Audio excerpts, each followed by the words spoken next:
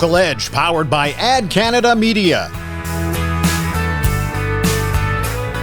Hi, everybody, and welcome to The Local Edge, your show for better understanding and connecting with small communities all across Canada.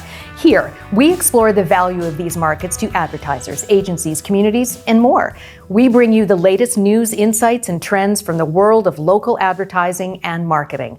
I am your host, Shawna Randolph.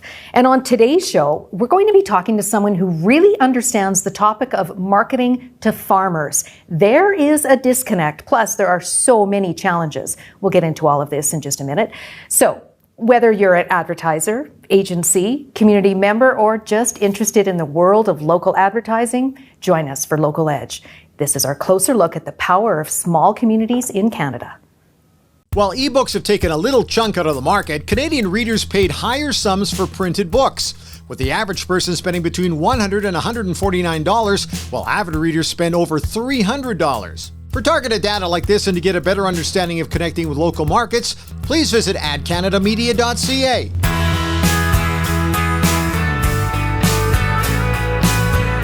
And joining us on today's episode is Cherilyn Jolly-Nagel. Now, Cherilyn is a farmer, speaker, director, and advocate for global agriculture policy initiatives, and she is also considered one of Canada's top 50 most influential people in agriculture. And she joins us today from Saskatchewan. Very nice to have you here, Cherilyn. Pleasure. Thanks for having me. Let's talk about where exactly you are to really paint the picture for our viewers here today. What part? Oh, I love to talk about my hometown.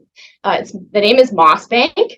We're 45 miles southwest of Moose Jaw, so very south central Saskatchewan, just a couple of hours from the U.S. border. There's some rolling plains, there's some flat land. We kind of have it all, and we're all finished harvest, so it looks a little desolate at the moment, but in the middle of the canola growing season, it's really very beautiful. Okay, so let's talk about what you specialize with your farming and a little bit about yourself and why does the farm life appeal to you? Oh, well, okay. Well, so I'm farming right now with my husband and family, and we are raising 2 teenagers, and they are both, gunslinging, tractor driving, dirt bike riding girls, and they love to be here on the farm and drive tractors and learn all about life on the farm. They really don't know any different, but they would tell you that they've enjoyed living here on the farm and farming with us. On our farm, we grow pulse crops, which are typically lentils or chickpeas or both. We'll grow a cereal crop, and that has been durum for the most part, but sometimes there's barley in the mix for those beer drinkers out there. And an oil seed. So that will typically be canola, although in the past, many moons ago, we've grown flax and mustard seed, which listeners might be familiar with. Sure. And, I suppose I do have a very strong appreciation for life on the farm now, but I didn't always. So my gratitude level is much higher now than it ever was before. I did grow up on a farm very close to where I'm living now, but I was a typical teenage girl, I suppose, and thought grass was greener everywhere else but my hometown. So I'm now a very grateful farmer and thrilled to be living here. So Cherilyn, then what are some of the things that you value most about being a farmer? Why does it matter? Yeah, I think values are intrinsic to rural people and to those of us living on the farm. They've been passed down through generations. I think some of the strongest values we uphold would be, a work ethic.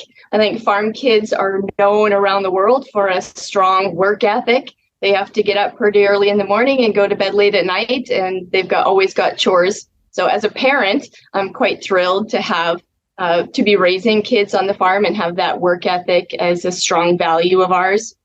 Of course, there's always the value of money that's always prevalent when you live on a farm. And, I suppose working with family, teamwork and family is a very strong value system that we have out here. And that's always been prevalent. Cherilyn, you are known for telling people that the agriculture industry is one of, if not the most advanced industry in the world. And you have made it your mission to let people know that. So let's talk about why. Why is that so important to you? Yeah, I think I've noticed a very strong disconnect between the agriculture industry that we have today. And I can attribute that to a lot of things. Most of the population is unfamiliar with what's happening on the farms today. You and I talked before the interview about connections to agriculture. And here in Canada, less than 2% of the population is farming today. So we've got a growing public that is disconnected from agriculture, but at the same time, they're very interested in their food and how their food is grown. So they typically, because they're so removed from the family farm, in fact, the statistic in Canada is that most Canadians are 2 generations removed from the family farm. So they don't have those aunts and uncles, grandparents, cousins, brothers and sisters that are on the farm where they can ask those great questions about how their food is grown. So they look to the internet, like most of us do when we're garnering information. And unfortunately, a lot of the information that you'll find on the internet isn't accurate. It hasn't kept up to that technological advancement that you referred to. I think most people in the public without that deep connection to agriculture are still viewing us, from that old MacDonald's childhood book that we all used to read. And they think of farmers as, old men with coveralls and a pitchfork. And those are some of the myths that I like to bust open as it relates to sharing these stories to the public. Because as you said, I really believe that this is one of the most technologically advanced industries on the globe, but we're not seen that way. Okay, so let's talk about that. I really want to dive into these myths. How has farming changed, even in the time that you've been involved? Oh, yes, it certainly has changed substantially. I would say there's just sheer physicality of agriculture that has changed. There's an awful lot of mechanization that has taken away from some of that, truly laborious work that farmers have had to do in the past. Not that we don't come in from the field really exhausted at the end of the day, but a lot of that high labor piece of the puzzle has been advanced through mechanization and tractors. The technology piece that I referred to, some of the technologies that your viewers would be very familiar with would be GPS. And I know that most people use GPS in their vehicle to find the nearest coffee shop or the nearest, restaurant or mall. But farmers have been using GPS for decades, and it has truly been one of the best advancements that we have. And in terms of sustainability, which everybody is quite concerned about in agriculture today, GPS allows us to be, so much more sustainable than we ever were before. It reduces our fuel consumption in the field. There's just a long host of great benefits that we've seen from a simple use like GPS, which a lot of people wouldn't assume that farmers are using today. Let's talk about another myth. A lot of people not familiar with your lifestyle think that you're all in your own different areas doing your own thing, that you don't really connect amongst each other, your neighbors, that sort of thing. Is that the case, though, or is that a big myth? You know what? It can be quite isolating at times. There's definitely certain times of the year where we do feel very isolated. During the growing season, so seeding, for example, in the spring, we spend countless hours in a tractor cab, and that's the same as spraying and harvest time. So we can actually be really quite isolated. There's times where I will wave to a neighbor on the road and consider that a visit because we just won't see each other for weeks on end. I guess the comforting part of that is that we know that our other farming colleagues and peers are in the same situation. We're all pushing really hard to get the seed in the ground, to take care of it through the growing season, to harvest it in the fall. So we have a deep understanding that everybody is busy during those times of the year, but there's some great connection that happens, throughout the year. I would argue that even though there's a lot more people in the city, you can stand in line at a bank or at a coffee shop in the city and be surrounded by dozens of people and not have any conversation whatsoever. Whereas in the middle of our really busy season, I can run to town and have a great conversation with somebody at the post office or at the equipment dealer picking up a part and walk away having learned about the health and the happiness of their family. So we can have some really great connections that happen in a short amount of time. So I wouldn't say that it's necessarily a myth that we're isolated. You know, the social distancing component of COVID, I mean, that is how we live in most cases. But when we get together, we have a great time, and it's usually in a more intimate setting. So versus you're meeting at a restaurant or a nightclub, it's usually at our kitchen or at our shop. Oh, that makes sense. Okay, now I want to talk about some myths around marketing to farmers. What makes a farmer different from other types of audiences that advertisers want to reach? Are farmers different in that aspect? Well, I would suggest that farmers are consumers like most other audiences that you're trying to reach. But again, if a marketer or a company isn't fully understanding the lifestyle that a farmer leads, they might be missing the mark as it relates to their marketing campaign. So there's several other myths that we didn't really talk about. One about corporate farms. You know, there are corporate farms that are moving into the industry, but the vast majority of farms in Canada, in fact, 97% of the farms in Canada are still family owned and operated. And that's not to say that we aren't business people. So most of these farms that are existing today, that less than 2% of us that are farming are dealing with multi-million-dollar farm operations. And that has advanced substantially over just the last couple of years. So several mistakes that I see on a fairly regular basis, and I use mistakes loosely, but it's just an interest of mine that companies would spend that much time, energy, resources, and money trying to market to farmers without really ensuring that they're hitting the mark. So something that I see on a pretty regular basis is the assumption that farmers need help. So oftentimes the messaging that we see in these marketing campaigns are that we need to help the farmers. There's never, and this is my advice today to many companies, is to recognize that farmers are experts at what they do. And there can be a condescending tone around always needing to help the farmer versus ensuring that people know that farmers are experts at what they do. And you can be partners in agriculture versus trying to help us. Another mistake, this might just be a superficial mistake that I see often, but whenever farmers are portrayed in marketing campaigns, they are always wearing something either denim or Carhartt overalls, and they're always clean. And so no farmer buys that this is a legitimate farmer in a campaign when they are wearing clean clothes. Sometimes they'll even try to go so far as to put a straw in their mouth.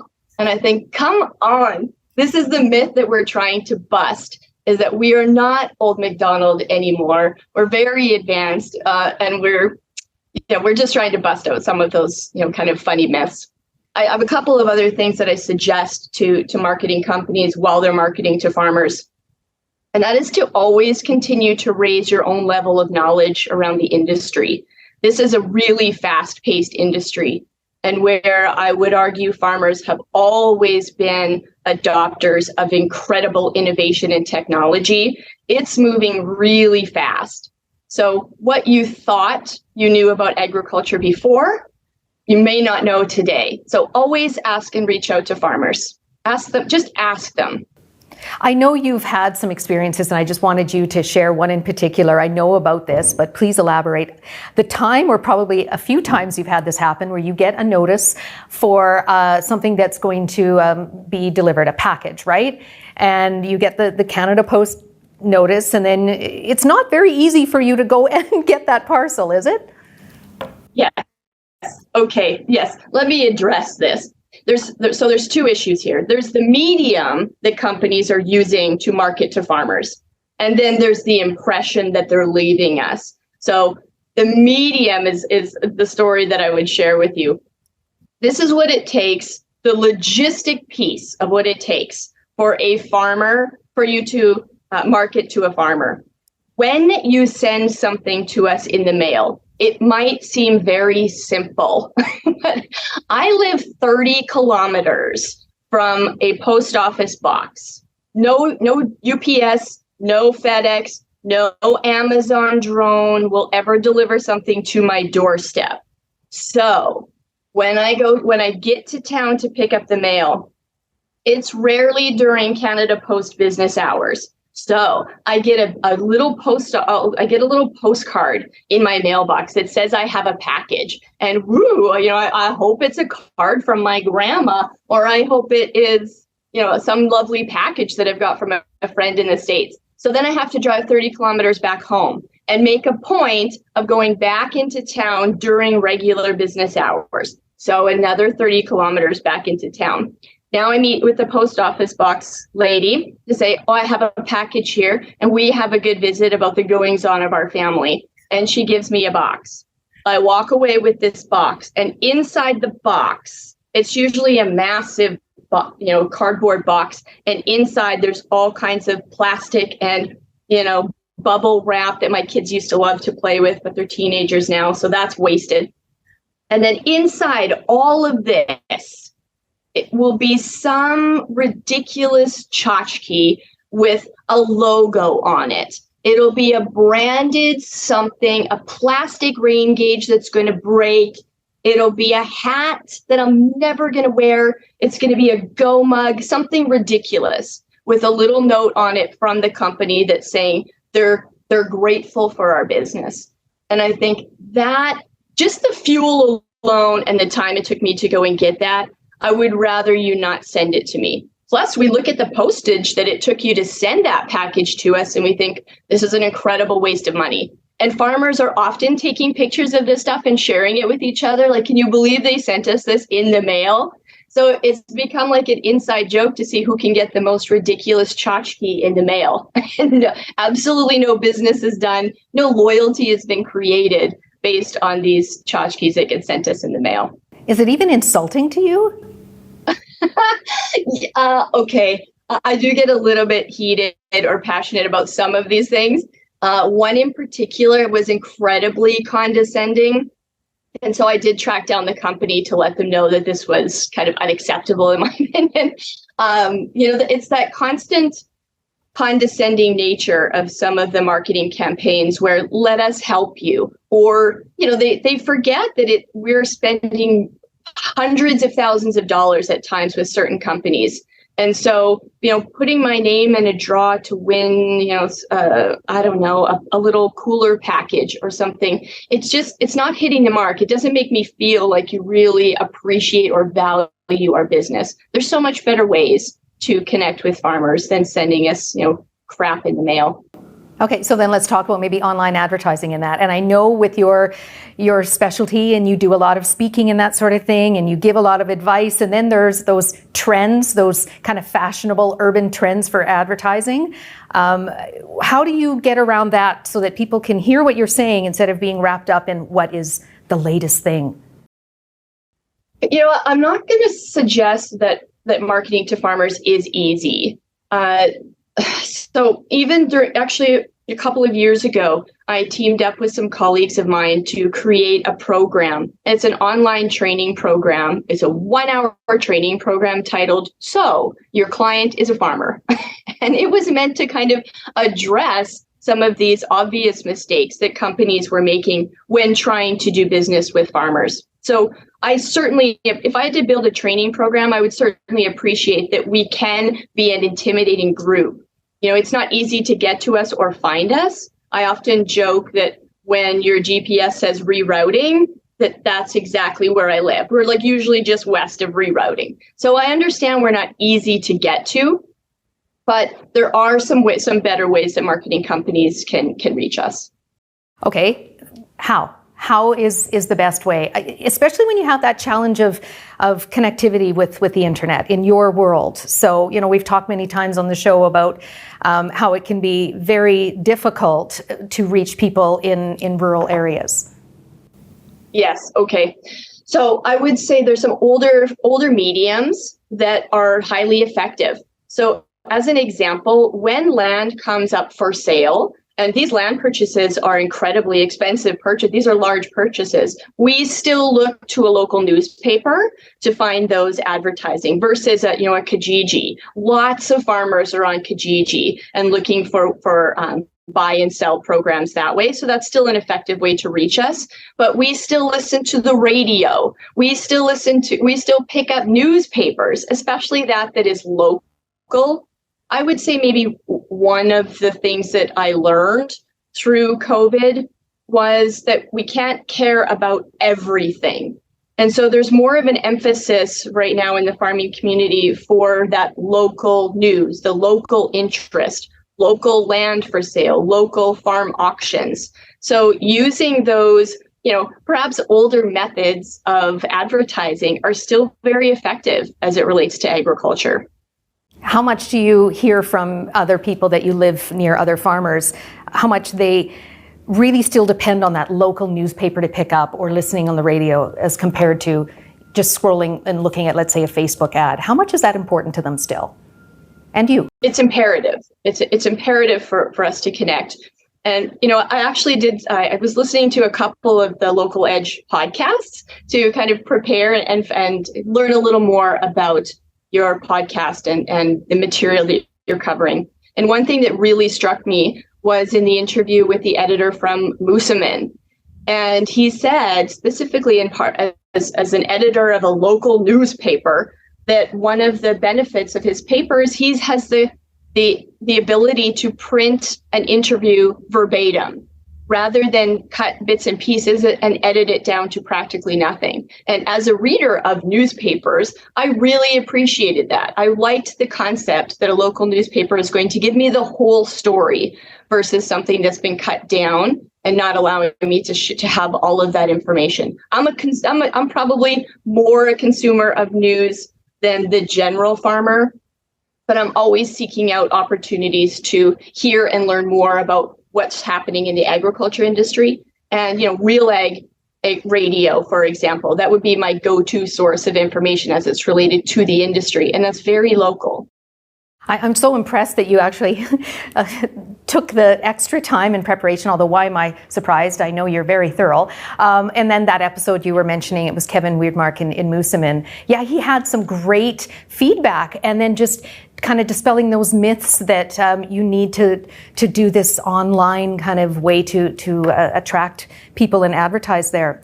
Okay, I want to talk a little bit now about this trend. So we've talked a lot on our show about research showing the transition to online media consumption is happening faster in metropolitan areas than it is in rural communities. Do you find that to be the case? Well, that might just be sheer necessity. So we haven't really talked yet about actual connectivity. So we are still at a disadvantage related to both cell phone coverage as well as internet connectivity. So where I've already talked about, such a technologically and scientifically advanced industry we have and all this incredible innovation that's coming at us, the holdback would be broadband and our lack of the ability to house information and collect data efficiently and reliably. So that is a whole, side piece of what we're trying to do in that lobby effort to ensure that the government recognizes the essential nature of agriculture. Again, through the pandemic, agriculture was cited as an essential service. And yet most of us living, not even just rurally, because I would say that we've come a long way giving rural communities better connectivity, but I don't even live rurally. Again, I live 30 kilometers from a small town. So it's even one step farther than rural. So the holdback for us to consume more advertising online will be that we simply can't get it some days. I joke that everybody out there is watching Game of Thrones, and that is a commitment that I just can't possibly make because there's no way I would get through a full episode. So how does this affect modern life on the farm, also the business of farming with that challenge? It absolutely affects the business. Now listen, as a sidebar, I have 2 teenagers living in this house, so when the internet goes down, I'm not that sad. It just means that the kids may not have access to their phones for a couple of hours. A little less cell service is not a bad thing when you're a mom. However, when you're trying to operate a business, when you're trying to connect with your own business partners, or I'm trying to have meetings and Zoom calls so that I'm not driving hundreds of kilometers to get to meetings anymore. That's where it really poses a challenge. And I would say frustrating doesn't begin to describe it. There's actual areas on our farm that are dead zones where we don't have cell phone coverage at all in certain fields, which also suggests a safety concern when we have, kids and employees out there without access to cell phone service. And the two of them are very much connected because, as we tried to log on for this Zoom call this morning, my Wi-Fi wasn't working. There's just too much wind outside to work. So I'm running it off my cell phone. So we're spending an enormous amount of money trying to discover new ways to have better connections. Certainly, the introduction of Starlink is helping a lot of rural communities. Many of my colleagues have accessed that and have noticed a big difference. I'm still trying to support locally and using the services that are available to me now, but it may come to a point where we have to outgrow that as well. And so we've talked as well on this show about federal government initiatives. They've realized that they've made it very clear that this is an issue, but there's been a lot of talk about it's just taking so long. So what more do you want to see? Probably something really soon. Yeah, I'm not patient. I was not born with a patient gene. So I've been waiting too long already to see better cell phone coverage and better internet connectivity. So it's never going to be fast enough for me. I'll admit that. But it's going to take infrastructure investment from governments for us to be able to really check this off the box. Again, Canadian farmers are substantially contributing to the economy, to the GDP. So we need to have some investment from government and from the public that is supported by that. And I think it's certainly, I wouldn't suggest that farmers aren't also willing to contribute. We will pay for good service, but we're just not getting it. Cherilyn, bottom line, what do you want people watching this today to take from you? You have so much wealth of knowledge. We understand your life as a farmer, your challenges with being misunderstood, challenges with connectivity. What is your underlying message for everyone? Farmers are fantastic people. And even though we are difficult to reach at times because of our location, because of the logistics of it, we do want to be asked. If marketed to, I think one of the things we're missing in marketing is actually asking farmers what they need. I get on a very regular basis calls from companies that have come up with the new and latest thing that will solve all of the problems for farmers. And most of the time, it doesn't hit the mark. So there's a lack of connection because there's very few farmers today. So there's a lack of connection between farmers and the general public. And we're doing our best to communicate. Communication has not been part of the curriculum for farmers, all of these generations before me. So we're learning to communicate better about what we do in agriculture and how to reach us. But for the most part, we're making ourselves more available, and we would like to be asked. And we enjoy, having strong business relationships and. One more question, Cherilyn. What are the two jars on the desk behind you? Is that something that you've produced? Now, listen, I do have a bit of a marketing background, so I know me some product placement. So it's lovely for you to ask about these things around me. Okay. Yes, these are actually friends of ours. This is a local product. These are canned pickled chickpeas. This is a garlic, and there's a jalapeno behind me. Riverstone, they're proudly grown right here in Saskatchewan, and I think they're the funnest thing to have on a charcuterie board. So Riverstone chickpeas, you can look those up. You can find them in co-ops and various stores. And then also there's some great books by some farm authors behind me too. Billy J. Miller, he wrote 2 books, Farm Wives and Farm Kids, and they're just fantastic stories about life on the farm. Thanks for noticing my product placement. There's marketing for you, everybody watching. Cherilyn, thank you very much for your time. I really appreciate you joining us here on our show. Well, thank you for your interest in agriculture and for marketing to us. We are a fantastic consumer, and so the better we can reach out to other farmers, the better it will be. Indeed. Cherilyn Jolly-Nagel is a farmer, speaker, director, and advocate for global agricultural policy initiatives, joining us here today. The average Canadian household spends $285 on clothes per month. Perhaps this explains why the clothing resale market has been growing 11 times faster than traditional retail. For more data like this and a better understanding of connecting with local markets, please visit adcanadamedia.ca.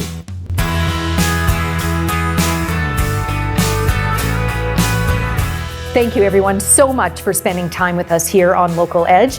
My name is Shawna Randolph. Very pleased to be your host. For more information and extended interviews, be sure to subscribe to the Local Edge podcast on any of the major platforms like Spotify, Apple, Google, and of course, much more. Also, don't forget to check out our website, adcanadamedia.ca. Thank you for joining us here on Local Edge. We'll see you next time.